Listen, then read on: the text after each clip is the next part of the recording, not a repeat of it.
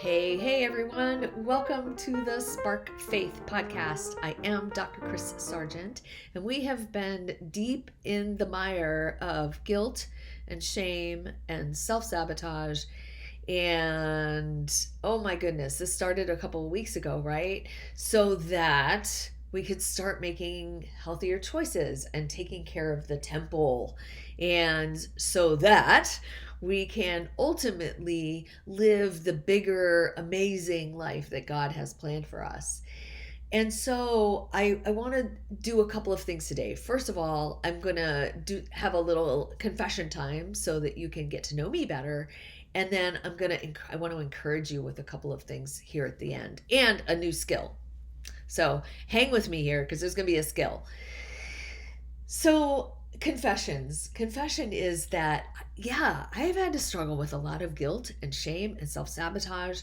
And, even to this day, there are days that self-sabotage gets the best of me and I don't always make the healthiest choices, or I don't always push the envelope, or I don't always hit a deadline, or I don't like I don't always get everything done right. And I sit here just to say that, like, I'm in this with you, right? I'm still learning, and this is all a new for me too, in that I'm not a pastor, right? Like, I've been in the Bible for 20 plus years. I've done a lot of studying, and I understand how God has helped me. And so through that, maybe I can help you. And so it's a little scary for me to be sitting here, just like it's scary for you to walk through the shame and guilt of and the muck that's in your own life, because I have it and I'm in it and doing it too, right? And so I just want to encourage you that as you start to pull through some of these struggles, and as you are climbing what may feel like a mountain today, right? Those are the places that we learn. When we are sitting on top of the mountain, that is not when we learn, right? It's only in the, okay, if you're climbing a mountain, right? It's like, where do I put my next hand? It's that next step. Those are the places where we learn, and we learn about ourselves, and we learn about God and His mercy and His grace to us. And so I wanted to let you know that this is uncomfortable, and it's uncomfortable for me to be talking to you about it all too. And so I think that we need to bring Jesus into the conversation just a little bit, right? So I think that, even in his life, he might have been a little uncomfortable. He was constantly being challenged by the religious leaders, particularly, and by the experts of Jewish law, because he was doing things that were absolutely outside of what their accepted behavior was to be, right? The Old Testament talks about all these rules and laws and sacrifices that had to be made when we sinned so that we could be cool with God, right? But Jesus came to set all of that aside and ultimately took on all of that. And we'll talk about that again in a minute. But he was constantly being challenged. And because of him, we don't have to be perfect, right? Just because he was in his perfection, it was his perfection that allows us to be imperfect. And so I just want you to know that trip and fall and stumble and all of those pieces are going to happen. And that's okay. We're going to dust ourselves off, right? And we're going to pick ourselves up, and we're going to keep walking through the challenge.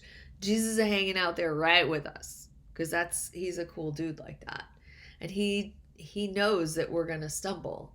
But we don't have to be perfect with Jesus. He wants all of us, our imperfections, all of our warts, all of our shame, right? And all of our guilt and all of our self-sabotage. He's there. He's in it. And then yesterday, or in my last podcast, we talked a lot about distractions. And, when Jesus was alive, he was not distracted. He ultimately knew what was going to happen with himself. He knew how he needed to get there. And, he wasn't cool with all the people. And you're going to offend people as you shift and change and grow, as you move through some of these self-sabotaging behaviors. You're going to do things that are going to rub people, like the religious leaders, the wrong way, right? Like healing lepers and touching people that were blind, and talking to the Samaritans, and making friends with prostitutes. So just know that yes, you're going to do things that are going to upset people, but you don't have to be distracted. You don't have to get distracted. You can stay on your mission, just like Jesus stayed on his mission all the way through, right? I am an expert at staying distracted from God. There was so much time in my life that I did not follow his plan. And now I am, and I'm super excited about it because it's actually pretty fun.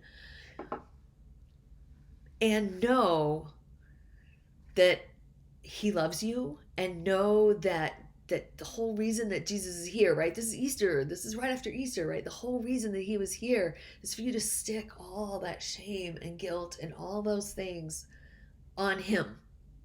Because he took all that stuff to hell and dropped it off. Yeah, he took all that stuff with him and dropped it off and left it there. And then came back to hang with us, right? And so I think today the skill that I'm going to leave you with is something that really helped me. Is I drew a picture of a cross. So piece of paper, your favorite drawing app, whatever. And I started to write on I drew it kind of three-dimensional. You draw it however you want to draw it, right? Maybe you want to draw it on the wall, right? And stick a bunch of sticky notes on it that have to do with all of the things that you really want him to help you with, right? Get that shame out and on that cross, and just know that that's where you can leave it. You don't have to keep picking it back up again. And that's going to free you to start making choices that are better for you, and helping you to understand how much love there is in that, right? How much love there is in that cross. And so that's where I want to leave you today, just knowing that you are loved and that you don't have to be distracted. But if you are and you're not perfect, it's fine, right? It's not going to change the way God feels about us. So have an amazing afternoon or day or evening or wherever you're at, in your car, whatever you're doing. And I will be back in a couple days. Bye-bye.